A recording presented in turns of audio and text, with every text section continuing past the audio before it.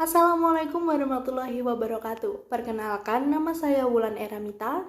Saya dari kelas manajemen B Ganjil. Di sini saya akan menjelaskan sedikit tentang level dan keterampilan manajerial serta peran manajerial.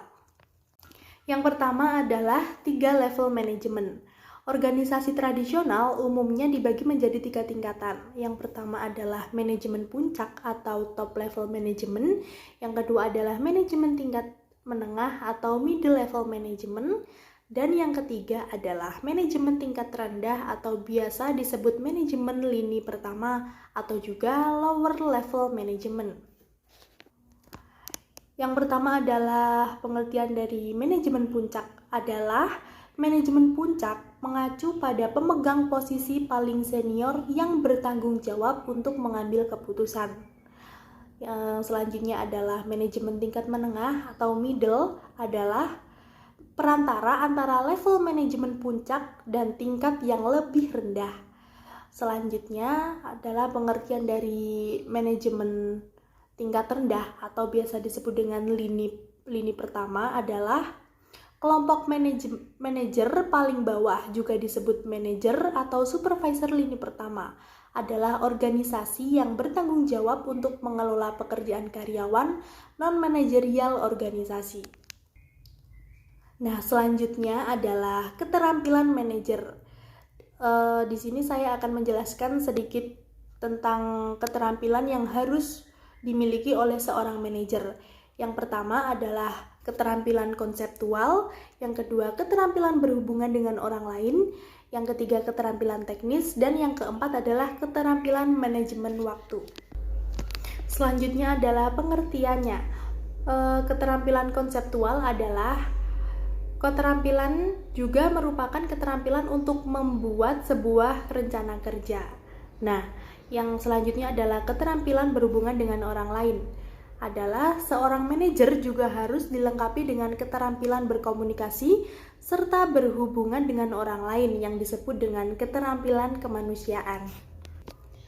Selanjutnya adalah pengertian keterampilan teknis, adalah kemampuan untuk menjalankan sebuah pekerjaan, misalnya menggunakan program dan komputer.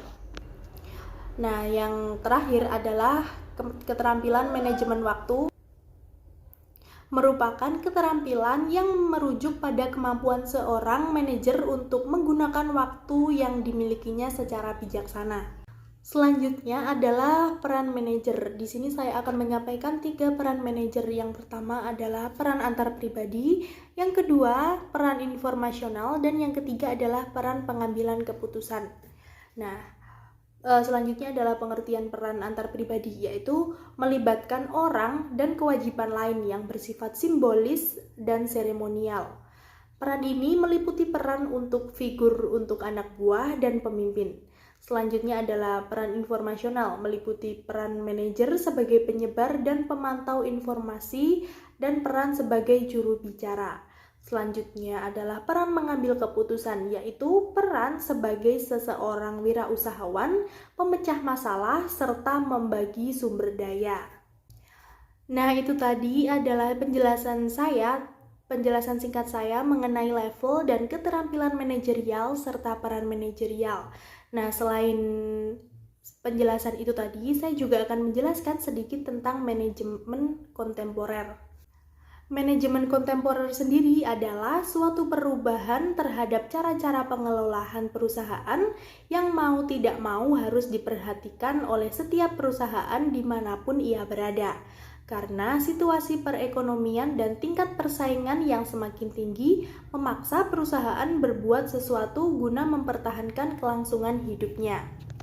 Yang pertama adalah teori manajemen kontemporer. Adalah teori manajemen yang berkembang pada masa kini. Ada 3 pendekatan dalam manajemen kontemporer. Yang pertama adalah pendekatan sistem, yang kedua pendekatan situasional atau kontingensi, yang ketiga pendekatan hubungan manusia baru atau new human relation. Nah, selanjutnya adalah pengertian dari pendekatan sistem. Pendekatan sistem memandang bahwa organisasi sebagai sistem yang dipersatukan dan diarahkan dari bagian-bagian atau komponen-komponen yang saling berkaitan. Aktivitas produksi suatu perusahaan tentunya harus berjalan sesuai dengan sistem yang ada agar tercipta kinerja yang baik untuk menghasilkan produk yang baik secara terus-menerus. Teknologi informasi akan memberi manfaat pada setiap proses yang ada dalam sistem. Selain itu, ada juga proses yang ada di dalam sistem. Yang pertama adalah proses input atau pemasukan, yang kedua proses transformasi, dan yang ketiga adalah proses output atau pengeluaran hasil. Nah, yang kedua adalah pengertian dari pendekatan situasional atau kontingensi. Pendekatan situasional atau kontingensi adalah suatu aliran teori manajemen yang menekankan pada situasi atau kondisi tertentu yang dihadapi. Dalam hal ini dapat dikaitkan antara situasi di mana teknologi informasi sudah berkembang pesat. Pendekatan kontingensi memfokuskan pada peningkatan efisiensi dan perbaikan metode kerja. Yang terakhir adalah pendekatan hubungan manusia baru atau New Human Relation. Pendekatan ini melihat bahwa manusia merupakan makhluk yang emosional, intuitif, dan kreatif, sehingga konsep ini memfokuskan pada pengelolaan organisasi secara keseluruhan untuk memberikan kualitas kepada pelanggan.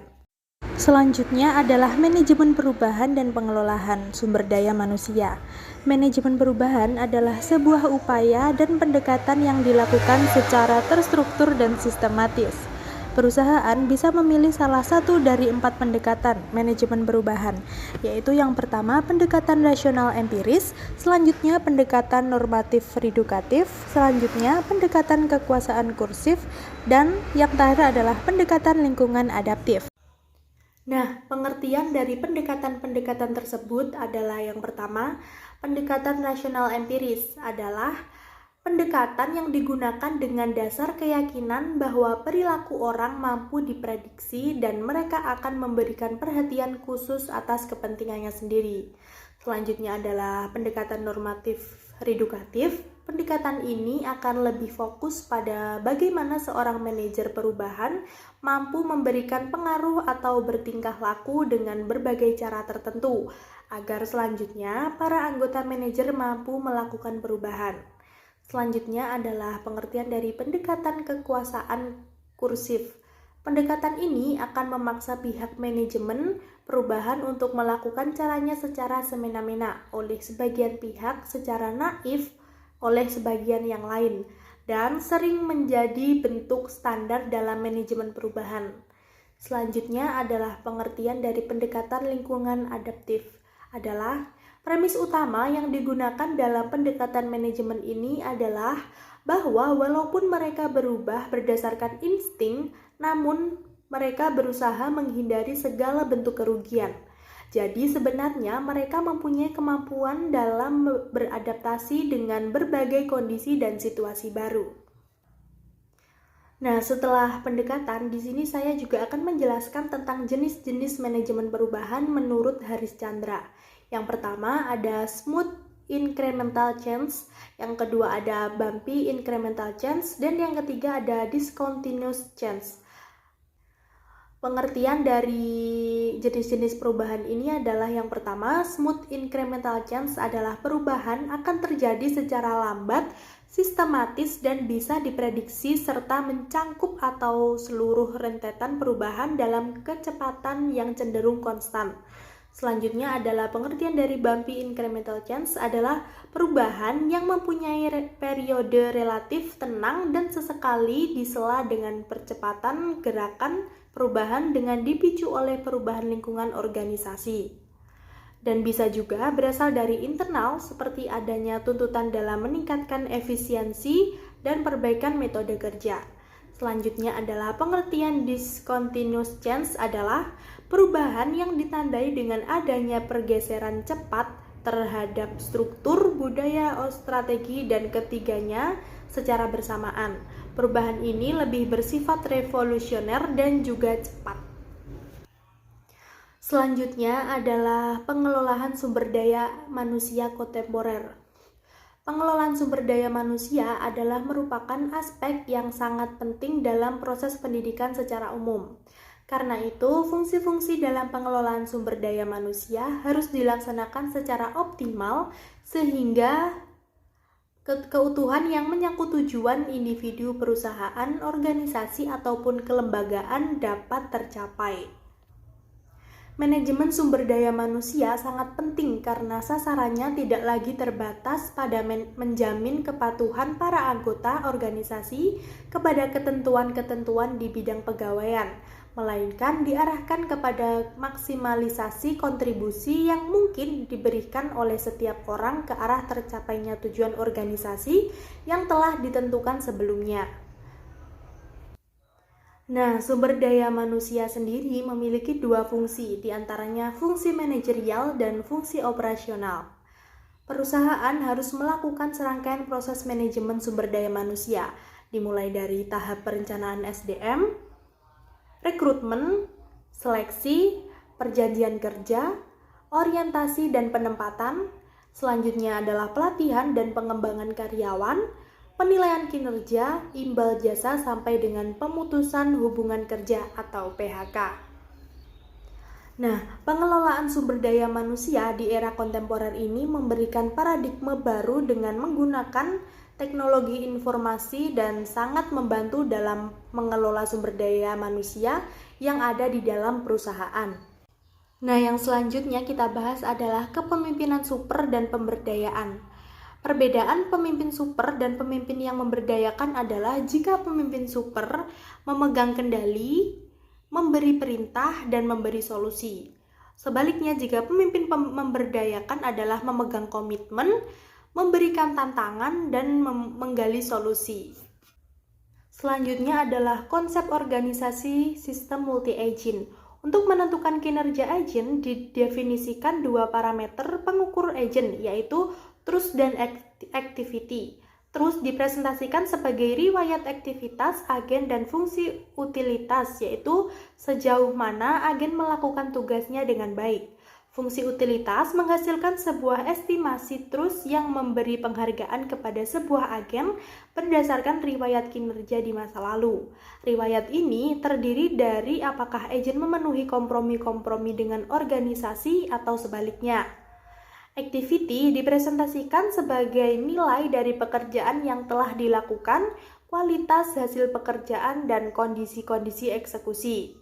Kualitas perlu dihitung dengan fungsi utilitas lain dengan mendefinisikan organisasi yang mempertimbangkan parameter-parameter terkait dengan goalnya. Nah, itu tadi penjelasan yang dapat saya sampaikan. Jika ada kurangnya saya mohon maaf.